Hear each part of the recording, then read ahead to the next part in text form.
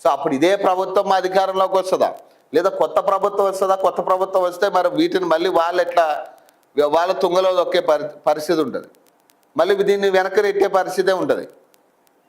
ఈ ముఖ్యమంత్రి స్టార్ట్ చేసింది కాబట్టి ఆ ముఖ్యమంత్రి మళ్ళీ ముందుకు నెట్టే ప్రయత్నం చేయడు. ఎందుకంటే ఈ ముఖ్యమంత్రి గతంలో కేసీఆర్ స్టార్ట్ చేసిన చాలా అంశాలను బ్యాక్ చేసిన పరిస్థితి, వాటిని కనిపించకుండా చేసింది. సో 7 రకాల క్యాన్సర్లు గుర్తించే కిట్ అట. ఎవరికి? పేదవాళ్ళకా లేకపోతే ధనవంతులకి ఉపయోగపడేటట్టు ఉంటుంది అది.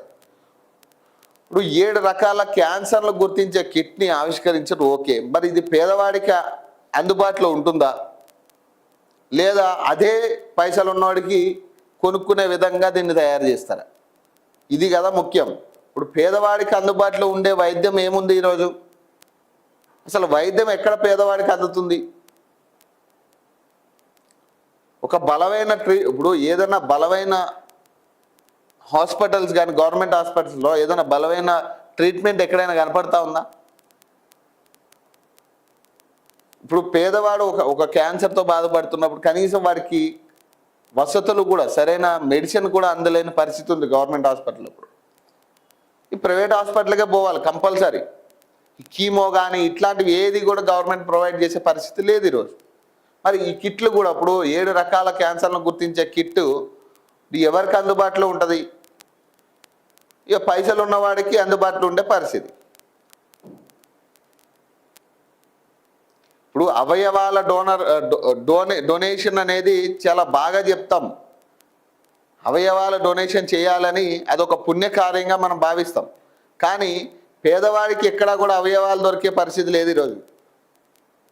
కిడ్నీలు కానీ, లివర్లు కానీ పేదవాడికి దొరికే పరిస్థితి లేదు.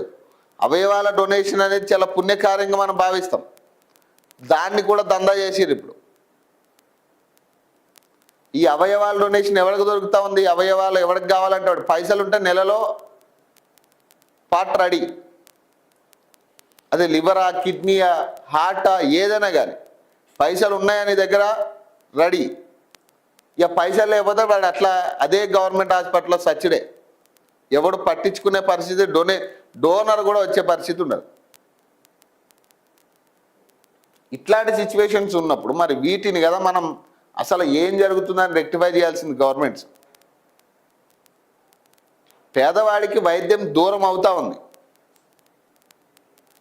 కంప్లీట్గా. పేదవాడికి ఏదన్నా ఒక జబ్బు వచ్చిందంటే ఆ జబ్బుని వాడు ఇక మందులు దొరక్క ప్రైవేట్ హాస్పిటల్కి వెళ్ళాలంటే పైసలు లేక, గవర్నమెంట్ హాస్పిటల్లో సరైన ట్రీట్మెంట్ లేక వాడు అట్లా ఆ జబ్బుతో